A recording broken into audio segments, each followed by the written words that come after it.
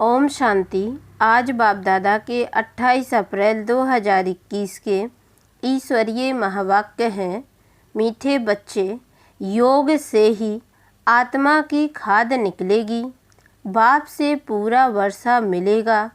इसलिए जितना हो सके योग बल बढ़ाओ। प्रश्न: देवी देवताओं के कर्म श्रेष्ठ थे, अभी सबके कर्म भ्रष्ट क्यों बने हैं? उत्तर: क्योंकि अपने असली धर्म को भूल गए हैं। धर्म भूलने के कारण ही जो कर्म करते हैं वह भ्रष्ट होते हैं। बाप तुम्हें अपने सत धर्म की पहचान देते हैं, साथ साथ सारे वर्ल्ड की हिस्ट्री ज्योग्राफी सुनाते हैं जो सबको सुनानी है। बाप का सत्य परिचय देना है। गीत मुखड़ा देख ले प्राणी। ओम शांति। यह किसने कहा और किसको? बाप ने कहा बच्चों को, जिन बच्चों को पति से पावन बना रहे हैं।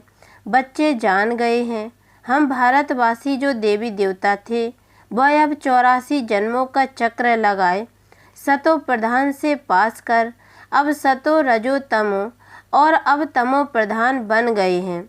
अब फिर पतितों को पावन बनाने वाला बाप कहते हैं, अपने दिल से पूछो कि कहाँ तक हम पुण्य आत्मा बने हैं।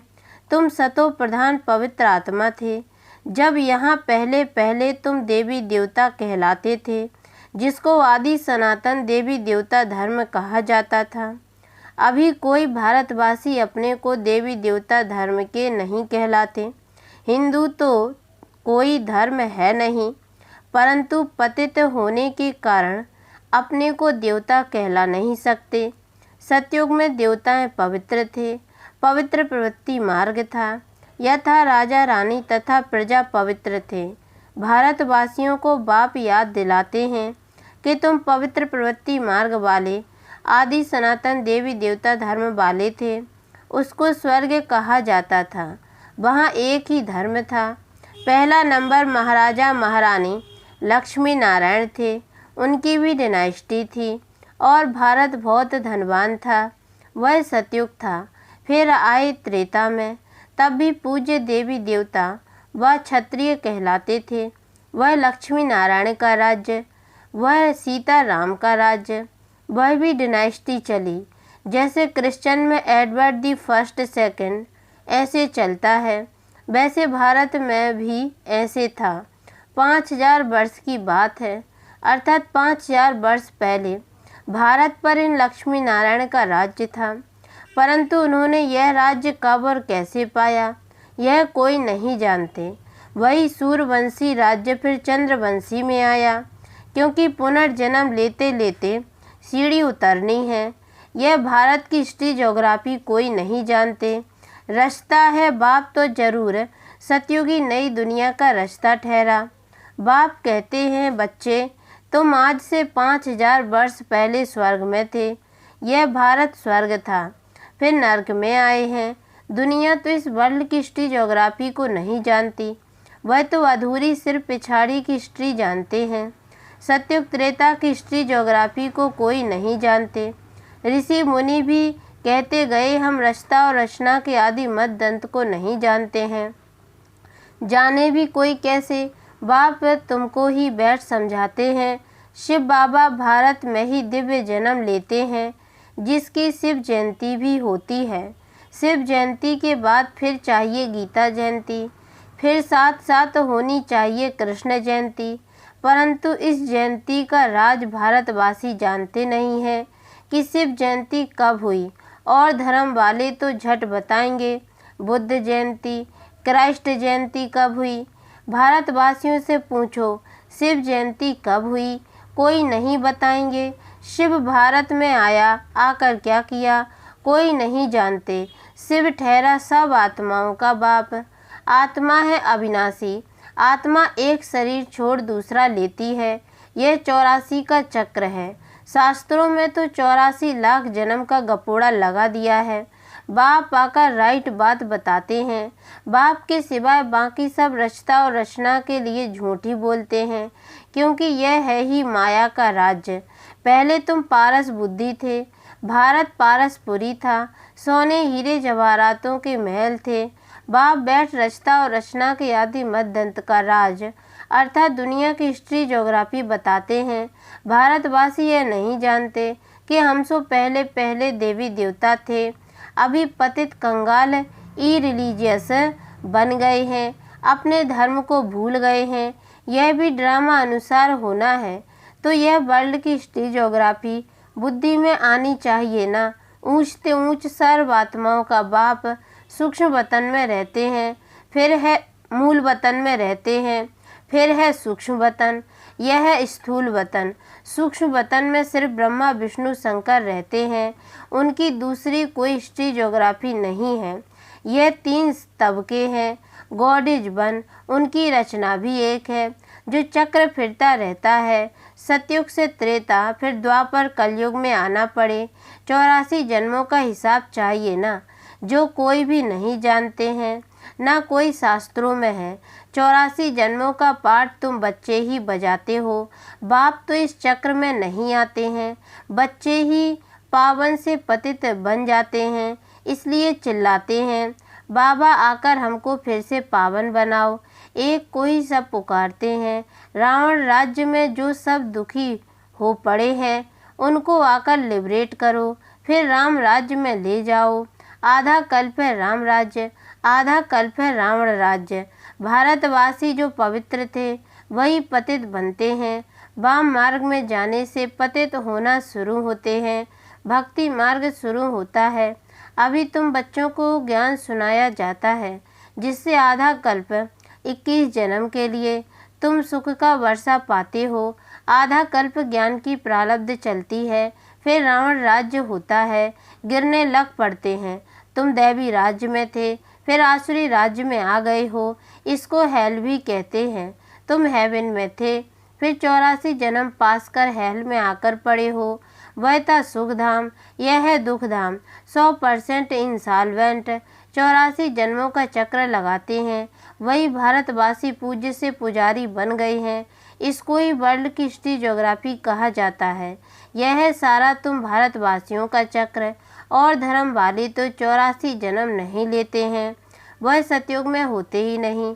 सतयुग त्रेता में सिर्फ भारत ही था, सूर्यवंशी, चंद्रवंशी, फिर वैश्यवंशी, शूद्रवंशी।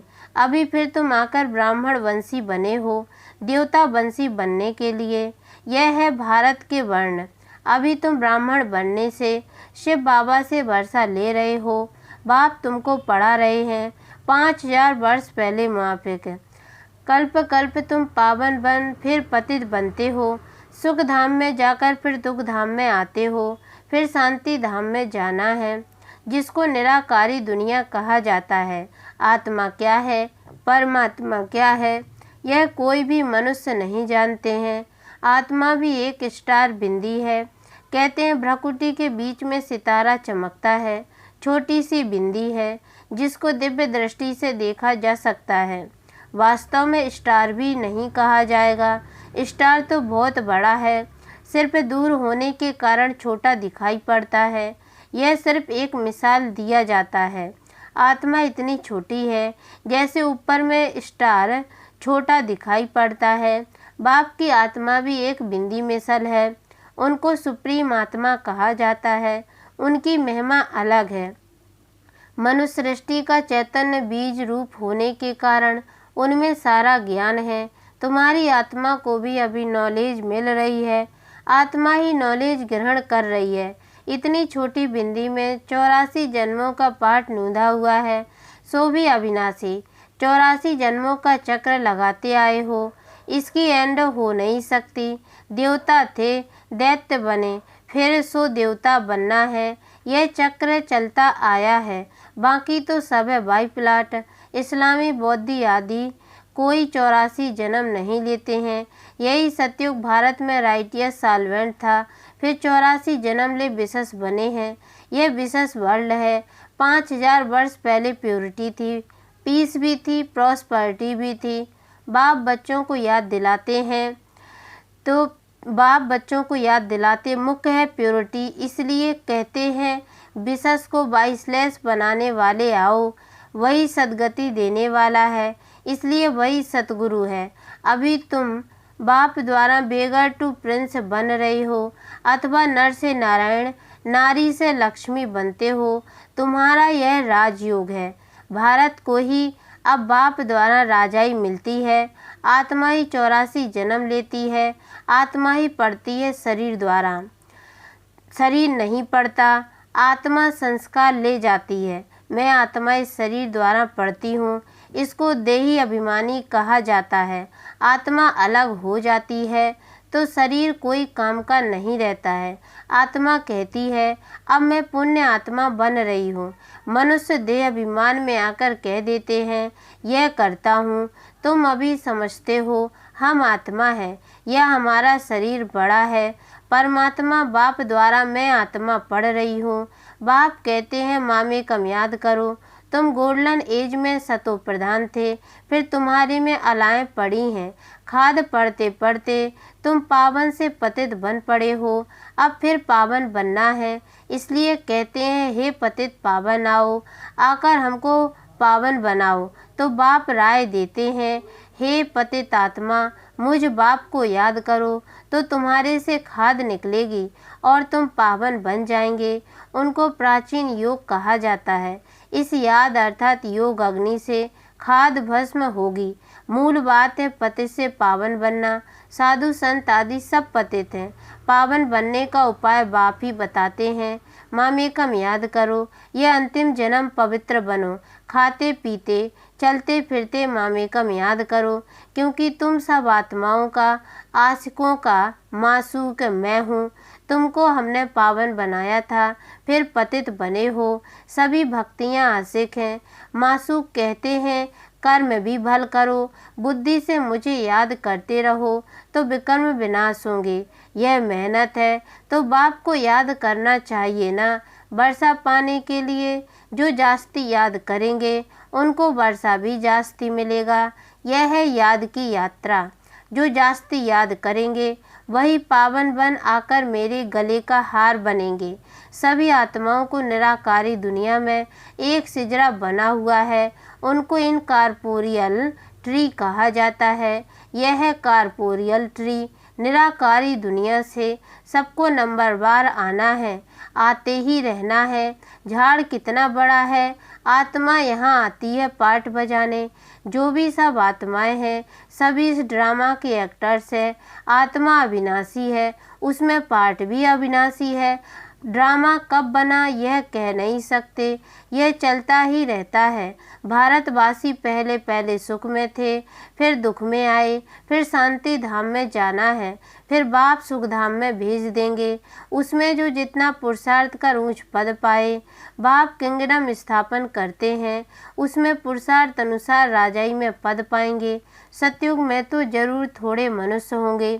आदि सनातन देवी देवता धर्म का झाड़ छोटा है, बाकी सब विनाश हो जाएंगे। यह आदि सनातन देवी देवता धर्म स्थापन हो रहा है, अर्थात स्वर्ग के गेट खुल रहे हैं।